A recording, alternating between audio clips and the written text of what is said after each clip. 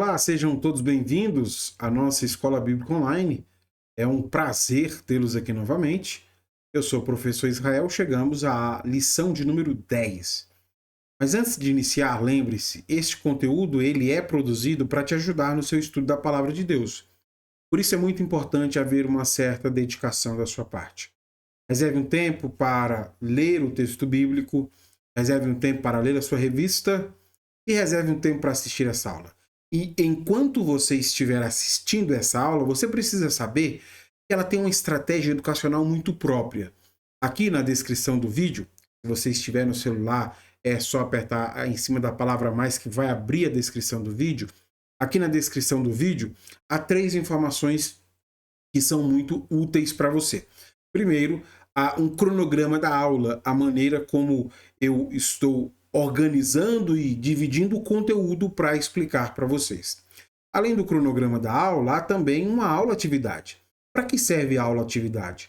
Para verificar o seu aprendizado. Assim que você terminar de assistir esta aula, eu recomendo que você faça a aula-atividade para verificar aquilo que você aprendeu.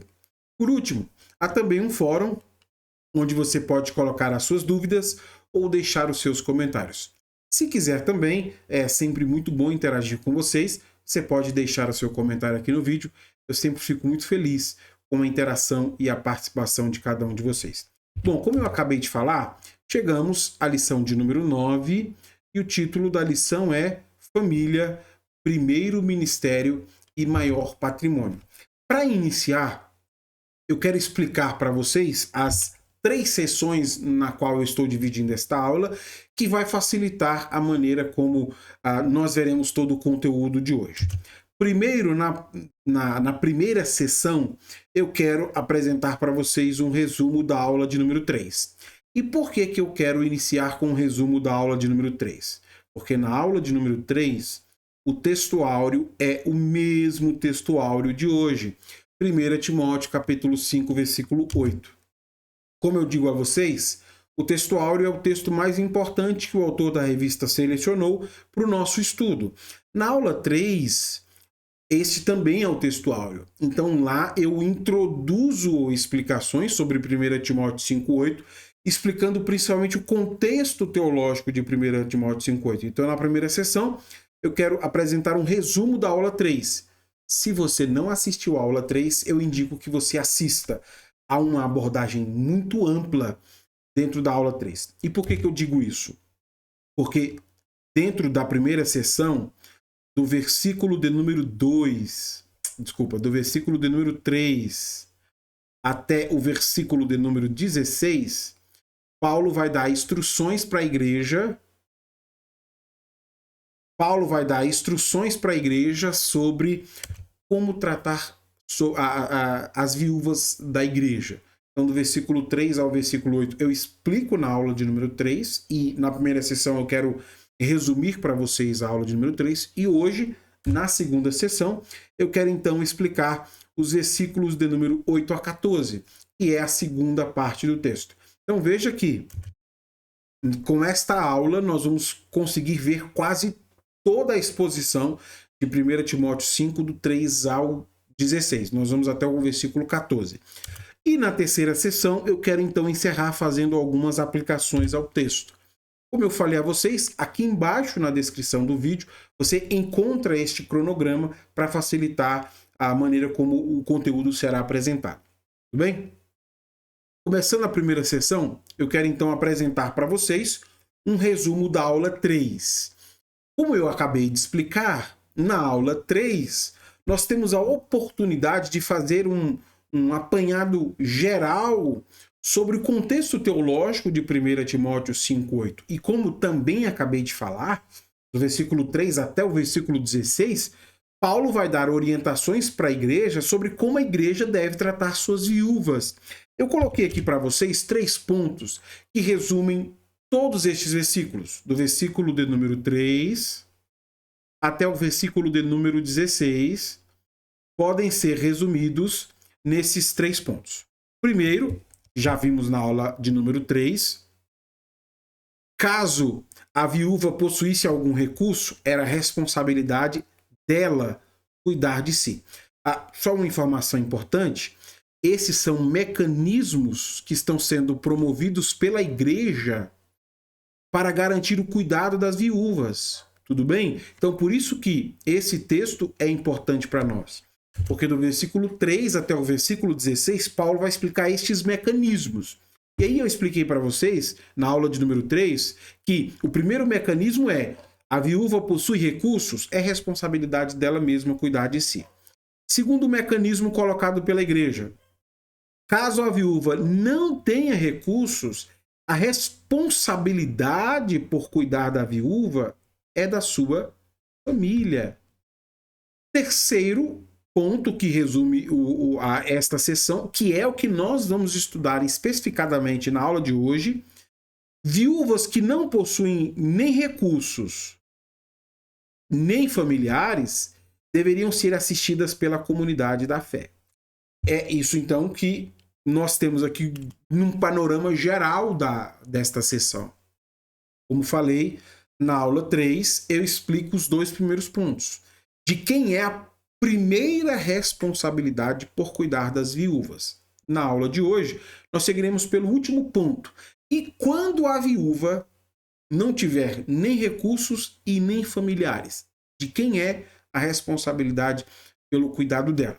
Mas antes de ir para a segunda sessão explicar isso a vocês, eu quero ir ao versículo de número 8, onde Paulo apresenta para a gente, então, uma síntese de tudo que ele falou sobre de quem é a primeira responsabilidade pelo cuidado das viúvas. Leia comigo.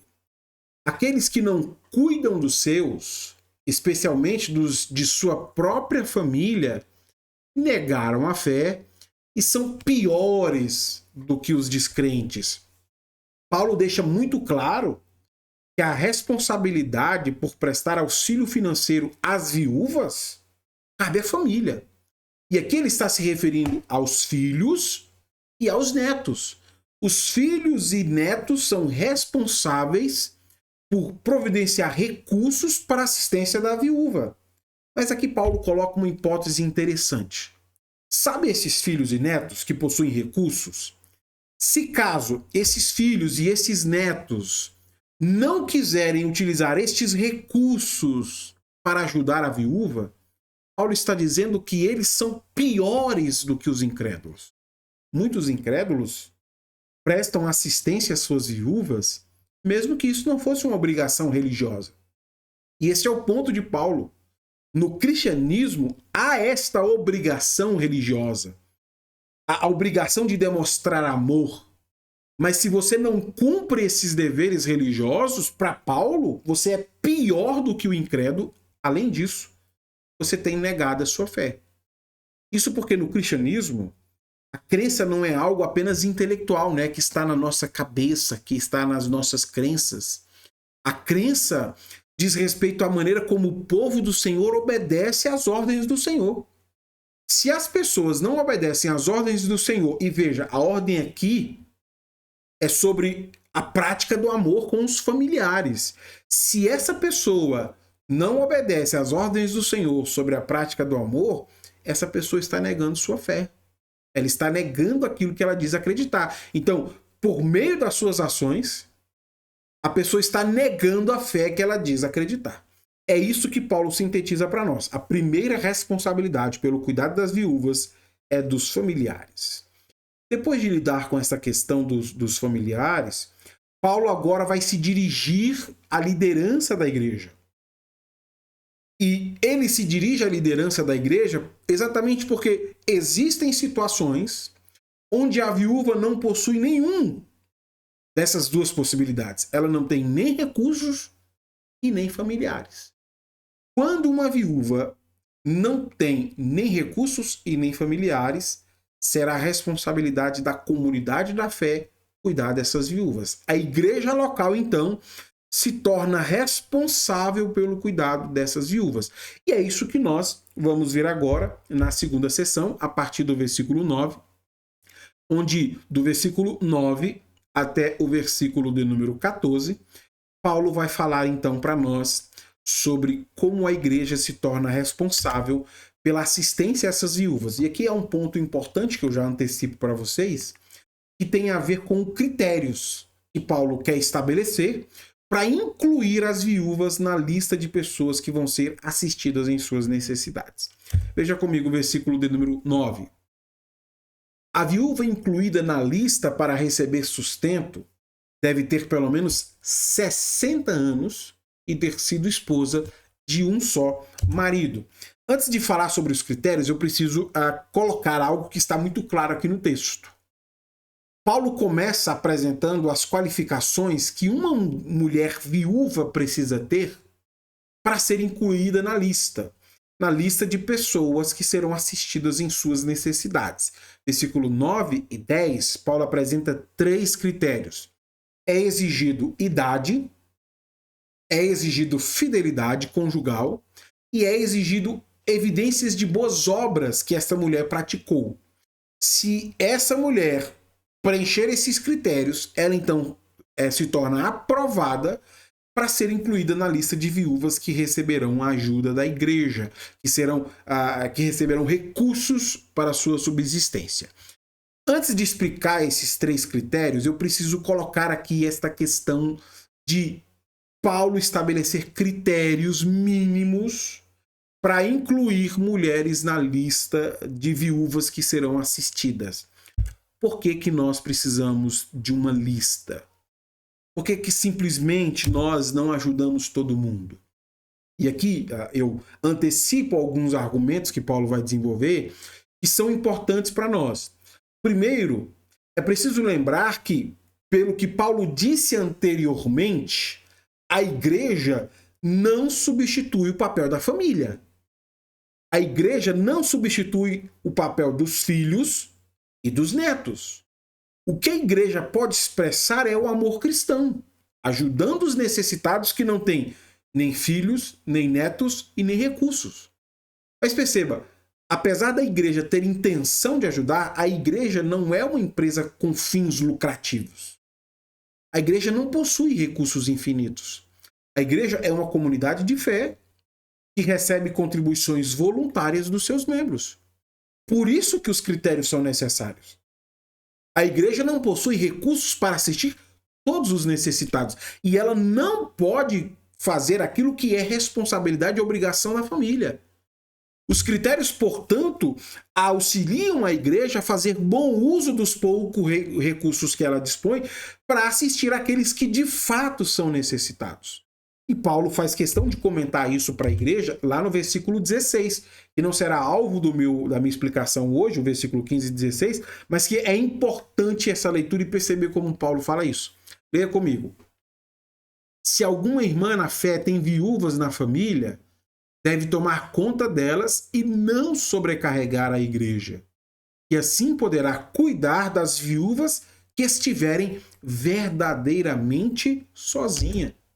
Este é o parecer de Paulo. A igreja deve cuidar apenas de viúvas que preenchem certos critérios, porque essas viúvas não possuem nem recursos e nem familiares, e preenchendo esses critérios é a maneira como a igreja demonstra o seu amor a elas.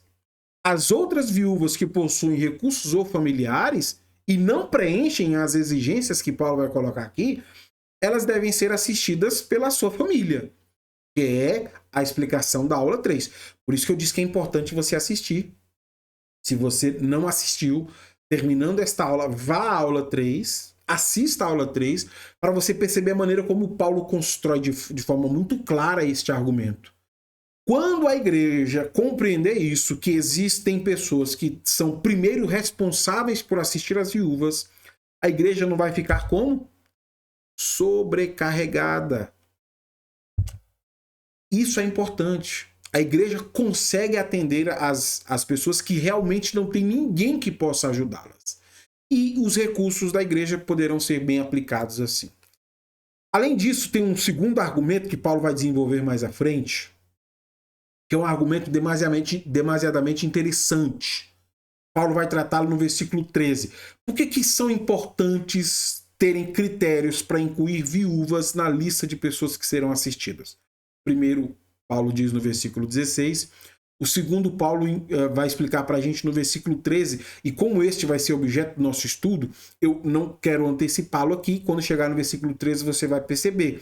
Mas lá no versículo 13, Paulo vai falar sobre como essas mulheres podem se tornar ociosas quando você não utiliza critérios, e ao invés de ser ajuda para essas mulheres, esta ajuda pode acabar prejudicando tanto essas mulheres como a comunidade da fé. Então, o segundo motivo é apresentado no versículo 13. Chegando lá, você vai entender. Mas, voltando agora ao versículo 9, agora que a gente já sabe porque existe uma lista, vamos ver os 3 critérios. Primeiro critério, deve ter pelo menos 60 anos. Segundo critério, ter sido esposa de um só marido. Nesse primeiro critério, Paulo fala sobre a mulher ter mais de 60 anos. São 2 coisas que estão relacionadas à idade de 60 anos. Primeiro, nessa idade, a mulher alcança dentro da comunidade um respeito social. Dentro da comunidade, a mulher é vista com maior respeito. Então, ninguém se sentiria incomodado de honrar esta mulher, e esta é uma linguagem que Paulo usa, e eu explico na aula de número 3. Ninguém se sentiria incomodado de honrar uma mulher que merece ser prestigiada, que merece ser venerada pela forma como ela viveu. A vida dela já está pronta. Ela já viveu a sua juventude e tudo que ela fez já está aí para as pessoas poderem avaliar. Então ela é alguém que alcança o respeito social. O segundo motivo de estabelecer 60 anos está relacionado à limitação que é característica de algumas pessoas nesta idade que já não conseguem mais prover sustento para si mesmo. A limitação de saúde, a limitação física. Então esta é uma idade onde essas limitações se tornam mais evidentes e por isso que 60 anos está sendo estabelecido aqui por Paulo. Além disso, o segundo critério, Paulo diz que ela deve ter sido esposa de um só marido. Literalmente, Paulo está dizendo que ela foi mulher de um homem só. E aqui o sentido é descrever a sua fidelidade conjugal, né? Essa foi uma mulher que não praticou qualquer tipo de imoralidade sexual. Ela não adulterou contra o seu casamento. Exatamente por causa disso, que mulheres depois dos 60 são mais respeitadas na sociedade. Porque todo mundo já conhece a reputação dela. Todo mundo já sabe a maneira piedosa e devota como ela viveu. Então, esse segundo critério está em plena conexão com o anterior. No versículo de número 10, o que Paulo faz então é colocar o terceiro critério. E o terceiro critério é: esta mulher praticou boas obras. Veja comigo. Deve ser respeitada pelo bem que praticou, como alguém que soube criar os filhos, foi hospitaleira, serviu o povo santo com humildade, ajudou os que estavam em dificuldades e sempre se dedicou a fazer o bem. Para ilustrar o que é uma mulher que se dedicou a fazer o bem, Paulo indica aqui 4 coisas. Mas antes de mostrar essas coisas, isso é tão importante que Paulo abre o versículo e fecha o versículo falando sobre essas boas obras. Veja comigo. Deve ser respeitada pelo bem que praticou. E Paulo fecha dizendo: se dedicou a fazer o bem. Então veja que daqui até aqui o que nós teremos é um colchete que está sendo aberto por Paulo para falar o que são boas obras. Lendo esse texto, você consegue me dizer quais são as 4 coisas que uma mulher que praticou boas obras fez? Vamos tentar identificar isso juntos? Primeiro, sobre criar os filhos. Segundo, foi hospitaleira. Terceiro, serviu o povo santo com humildade. Quarto, ajudou os que estavam em dificuldades. Então perceba que essas são 4 características de mulheres que são conhecidas por fazerem boas obras. E aqui Paulo está exemplificando como alguém pode ser conhecido por praticar boas obras. Eu quero explicar cada uma delas para ficar claro para a gente.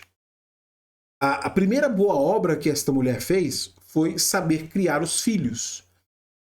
Deixa eu fazer um comentário interessante aqui para você perceber também como há uma estrutura. Eu disse a você que Paulo abre e fecha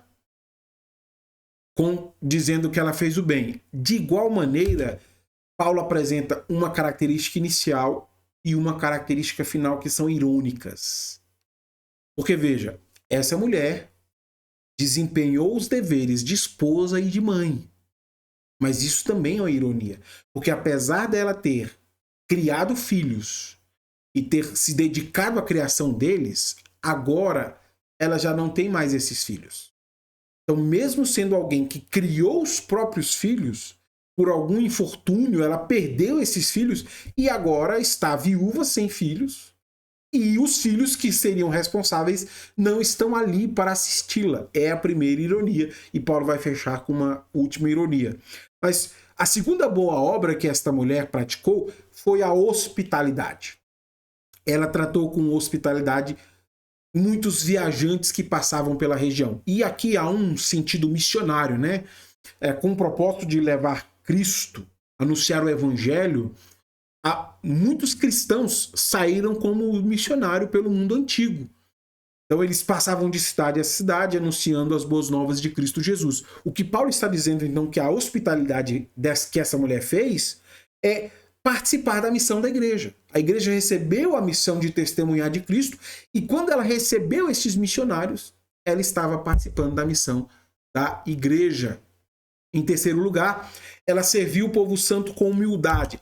E aqui tem uma questão de contexto histórico que eu preciso explicar para você. O que é servir o povo santo com humildade? Bom, naqueles dias havia um hábito cultural muito próprio dessa região. Quando uma pessoa chegava em sua casa, uma maneira de demonstrar hospitalidade era lavando o pé do viajante. Lavar o pé, então, era um sinônimo de você demonstrar humildade e hospitalidade pela pessoa que chegava. Como isto é um hábito cultural, a igreja passou a considerar o lavar os pés como uma demonstração de humildade. É uma maneira humilde de tratar os seus irmãos. Foi isso que essa mulher fez.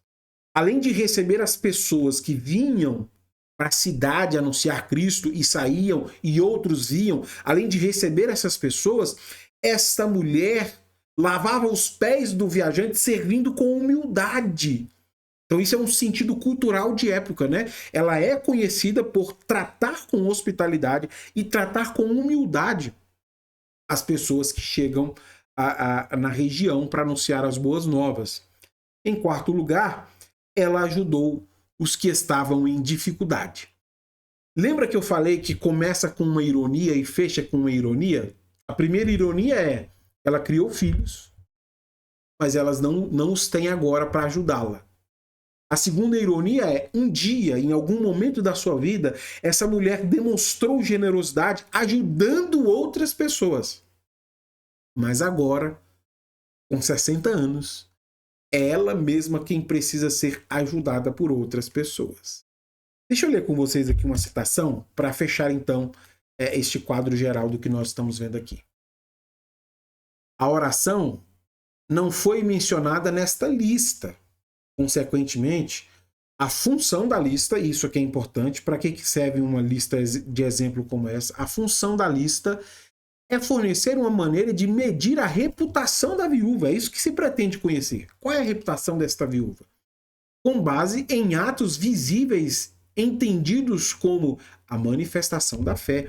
Tudo aquilo que ela fez é uma demonstração de que ela acreditava na sua fé, no evangelho. Supondo que essas coisas eram características de sua vida passada, isso a distingue das outras mulheres. Fica claro, nesse ponto, que a preocupação de Paulo é incluir apenas viúvas com boa reputação. Viúvas que não tenham familiares para lhe assistir e viúvas que tenham boa reputação na comunidade. Depois de apresentar essas qualificações explicá-las para a gente, Paulo, então, vai passar a tratar de uma outra questão, versículo 11 até o versículo 15, que é a seguinte questão.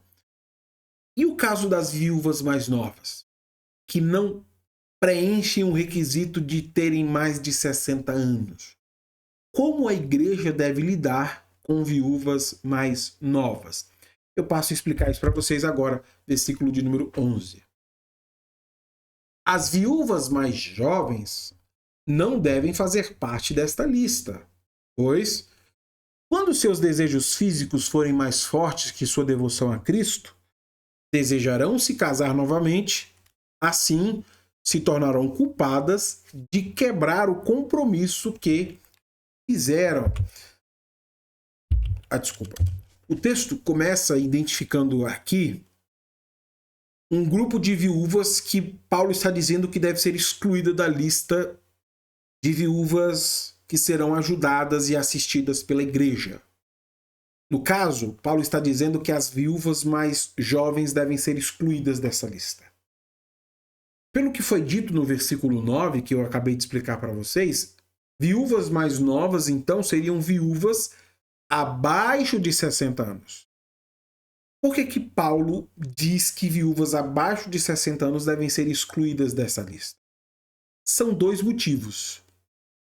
Primeiro motivo, Paulo deixa de forma muito clara, é porque elas podem voltar a se casar.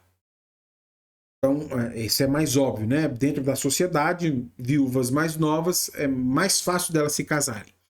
O segundo motivo, ele é um pouco mais complicado porque está relacionado aos impulsos sexuais que poderiam influenciar essas mulheres. Deixa eu ler novamente com você aqui, ó. As viúvas mais jovens não devem fazer parte dessa lista, pois quando seus desejos físicos forem mais fortes que sua devoção a Cristo, desejarão se casar novamente. E este é um problema. Porque há duas possibilidades para o que são esses desejos físicos mais fortes do que a devoção a Cristo. Primeira possibilidade, Paulo está tratando de um problema real da igreja. Quando ele diz assim, né, os desejos físicos forem mais fortes que sua devoção a Cristo, provavelmente Paulo está identificando uma situação real onde algumas jovens viúvas estão desenvolvendo um estilo de vida que é caracterizado por mau comportamento sexual. Apesar de serem viúvas, elas têm vivido de maneira sem restringir sua liberdade sexual. E a partir do momento que elas permitem que esses impulsos sexuais conduzam sua maneira de viver, elas estão contradizendo a sua profissão de fé. Então, nesse sentido, a primeira advertência de Paulo pode estar relacionada a essa contradição. Elas dizem acreditar em Deus, mas a maneira como elas estão sendo guiadas e conduzidas pelos seus impulsos sexuais nega a fé do Deus a qual elas dizem servir. Essa é a primeira possibilidade. A segunda possibilidade é que, após a morte do seu marido, o que essas mulheres fizeram foi se tornarem devotas ao Senhor. Elas fizeram um voto. Elas prometeram continuar solteiras e assumir um compromisso de ajudar o ministério na igreja.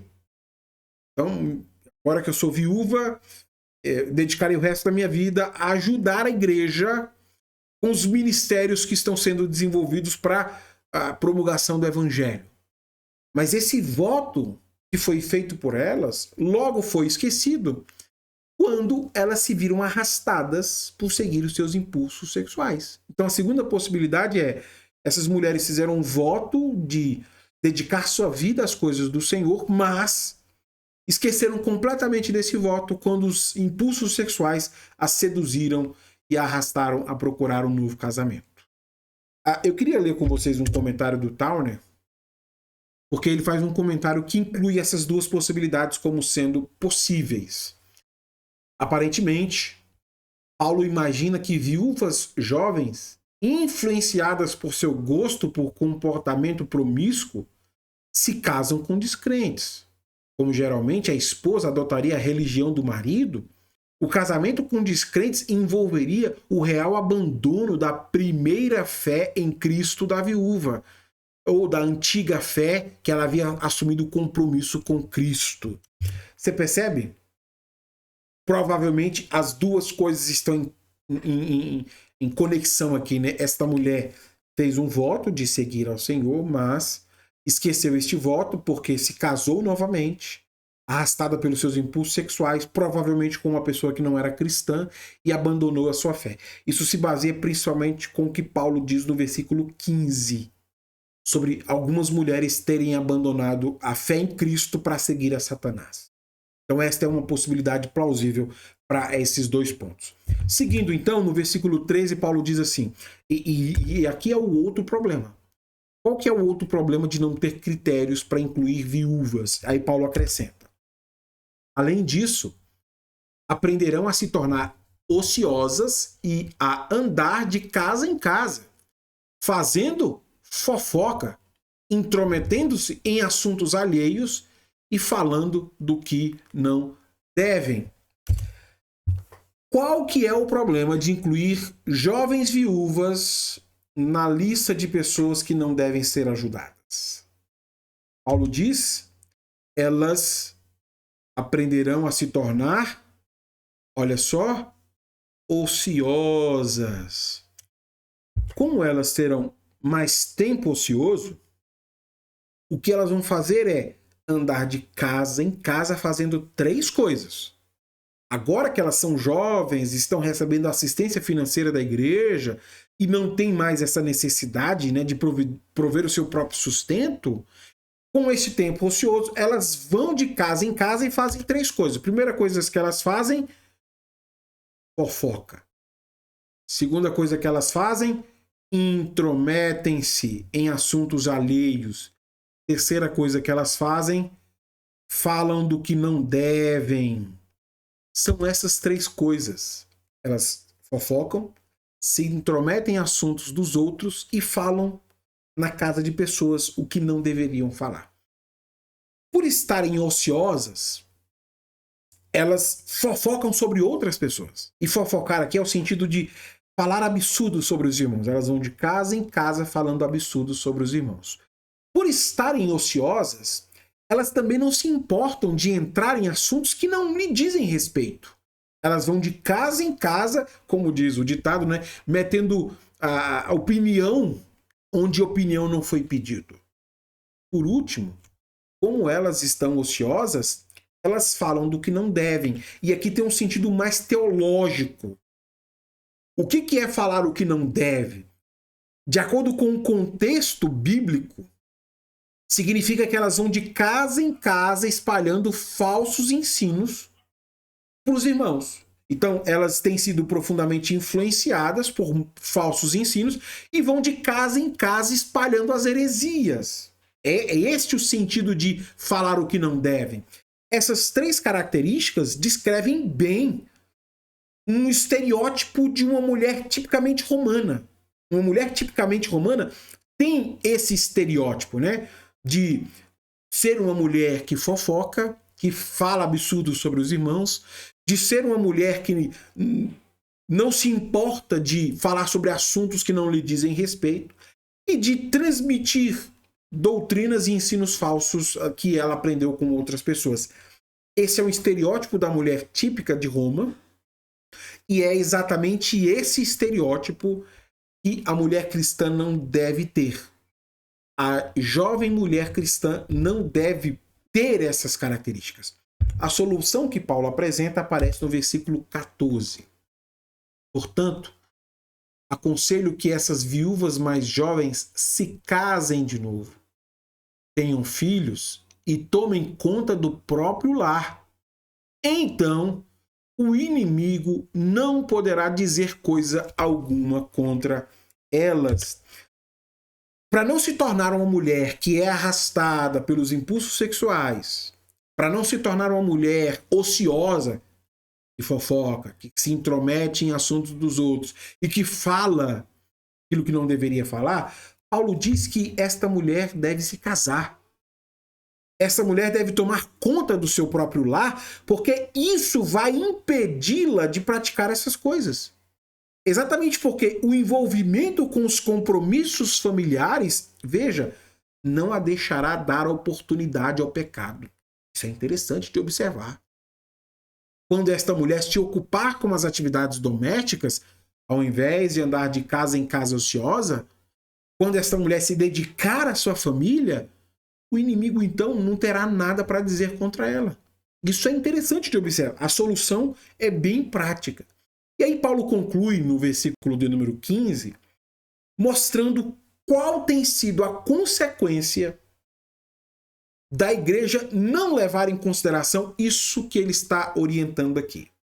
De maneira bem prática, quando as viúvas jovens não observarem essas orientações, essa mulher vai acabar se desviando da sua fé e seguindo Satanás. Eu encerro então com o versículo 15. Pois, de fato, algumas já se desviaram e agora seguem Satanás. Qual é a consequência de ser guiado pelos impulsos sexuais e ter uma vida ociosa? Desviaram e seguem Satanás. Algumas dessas mulheres desviaram, estão seguindo Satanás, e essa é uma consequência muito clara para a igreja. A maneira como essas mulheres decidiram viver a sua vida acabou afetando negativamente a relação dela com Deus. A maneira como elas se deixaram guiar e conduzir pelos seus impulsos sexuais as fizeram desviar da fé. Quando elas decidiram seguir um estilo de vida marcado pela promiscuidade sexual e pela ociosidade, elas acabaram seguindo Satanás e deixando de seguir a Cristo. Bom, já sabemos agora como a igreja pode lidar com viúvas, quem são as viúvas que devem ser incluídas e como lidar com o problema das jovens viúvas. Eu encerro então esta aula fazendo algumas aplicações. Terceira sessão, primeira aplicação. Em dias onde a reputação recebe pouca atenção, a igreja deve prestigiar mulheres com boa reputação. Eu enquanto li esse texto, explicava esse texto a vocês, eu me recordei de uma experiência interessante que eu vivi numa escola na periferia, que foi uma experiência negativa. Eu vi algo assim muito estranho. Era Dia das Mães e aquela escola decidiu premiar a todo custo mães mais novas. O que a escola decidiu fazer? Vamos fazer um ranking com as mulheres que tiveram filhos mais novos. Depois vamos fazer um ranking com as mulheres que tiveram mais filhos antes dos 20. E a todo custo a escola tentava premiar jovens mães de 13, 14 anos. Como se aquilo fosse bonito, né? Que tem mais de um marido. E aí seguiu por essa tendência que eu achei muito estranho. Eu achei estranho porque ali naquele ambiente haviam algumas senhoras com mais de 60 anos que simplesmente foram esquecidas. Mulheres que já tinham a sua obra pronta, que já criaram seus filhos, já criaram seus netos. Que a gente sabe como elas viveram a sua juventude. A gente tem a obra completa dessas mulheres. E a escola decidiu não premiar essas mulheres por tudo que elas fizeram ao longo da sua vida. Pela maneira como se dedicaram na criação dos filhos, pela maneira como amaram a um só marido, pela maneira como se tornaram conhecidas como mulheres que merecem ser honradas. A Igreja de Cristo Jesus deve aprender a premiar mulheres de boa reputação. Eu estimulo você a fazer isso com as senhoras que há em sua igreja local. Mulheres que estão casadas com o mesmo marido há muito tempo. Mulheres que criaram seus filhos. Mulheres que são conhecidas pela sua devoção a Deus merecem ser honradas e homenageadas. Elas merecem ser colocadas como modelo para as mais novas. Inclusive, Paulo cita isso a Tito. Paulo diz a Tito: Tito, diga às mulheres mais velhas para ensinar as mais novas a amar os seus maridos. Porque essas mulheres têm reputação para fazer isso. Essas mulheres têm prestígio para fazer isso. E a igreja precisa reconhecer o prestígio da mulher vivida, da mulher experiente. Parece que nós caminhamos numa direção que contraria isso, né? O medo dos 60, o medo de ser mãe, o medo de ser esposa de um só marido. Eu como pastor de igreja local, já participei de alguns sepultamentos. Isso foi colocado assim de uma maneira estranha, né? Coitada desta mulher, o marido morreu. O que será dela agora? A vida inteira viveu com um só marido, dependendo do marido. Como se aquilo fosse um demérito para a mulher. Como se aquilo fosse algo pejorativo. A igreja precisa ver a boa reputação que há nessas mulheres que, ao invés de se entregarem aos prazeres sexuais, ao invés de virar as costas da sua família, deram a vida em devoção ao lar. Essas mulheres precisam ser homenageadas, precisam ser prestigiadas. São guerreiras e elas estão na nossa comunidade local. Eu repito a leitura. Em dias onde a reputação recebe pouca atenção, a igreja deve prestigiar mulheres com boa reputação. A igreja deve dar atenção a isso, porque esse é um ponto importante. Segunda aplicação. Famílias devem ter cuidado para não estar abrigando gente ociosa. Vimos hoje que pessoas ociosas andam de casa em casa fazendo 3 coisas: fofocando, intrometendo-se em assuntos dos outros e falando na casa das pessoas o que não devem falar. Gente ociosa é uma má influência para a família. E às vezes nós não nos incomodamos com isso. Com pessoas que trazem sempre conversas tolas sobre os nossos irmãos. Pessoas que se intrometem em assuntos da família, assuntos que não lhes dizem respeito. E pessoas que principalmente trazem ensinos estranhos para dentro da nossa casa. Gente ociosa faz isso. E nós temos que ter muito cuidado. Porque se nós temos pessoas ociosas e abrimos a porta de nossa casa a essas pessoas, é isso que elas vão fazer. Elas vão trazer mal à nossa família. Fofoca não é coisa boa, porque a mesma coisa que ela fez na sua casa, ela vai fazer na casa de outra pessoa. Só que agora usando o seu nome. Intrometendo-se em assuntos próprios da família, que ela não tem liberdade para fazer.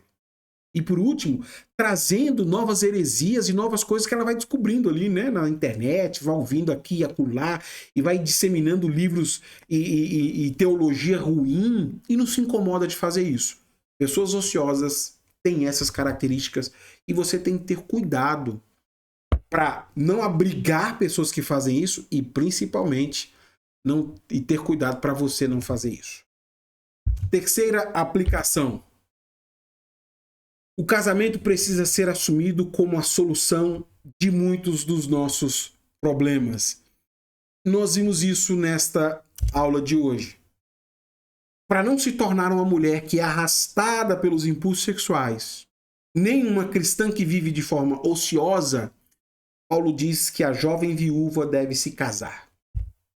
Porque quando ela se casar, os compromissos assumidos para o casamento vão livrá-la dessa tentação. Será que nós estamos vendo o casamento como a solução de muitos dos nossos problemas? Solução do problema dos jovens que andam arrastados pelos impulsos sexuais? Problema de pessoas ociosas que andam de casa em casa fofocando, intrometendo-se em assuntos que não deveriam se intrometer ou falando de coisas que não deveriam falar? Interessante, né? Versículo 14, Paulo diz que a solução para esses problemas é o casamento. O casamento resolve muitos problemas. Se você sofre com alguns desses, o casamento é solução para você. E eu acho que nós temos um problema muito sério aqui. Porque quando nós decidimos não casar para continuar sendo guiado pelos nossos impulsos sexuais, nós vamos cair no versículo 15. Nós vamos desviar da fé para seguir a Satanás. Este é um problema muito sério. Se você está sendo conduzido pelos seus impulsos sexuais, é melhor que case. É a segunda vez que Paulo diz isso. Ele também diz isso em 1 Coríntios 7. Quarta aplicação. Quando não se atentam para seu modo de vida, cristãos podem desviar da fé.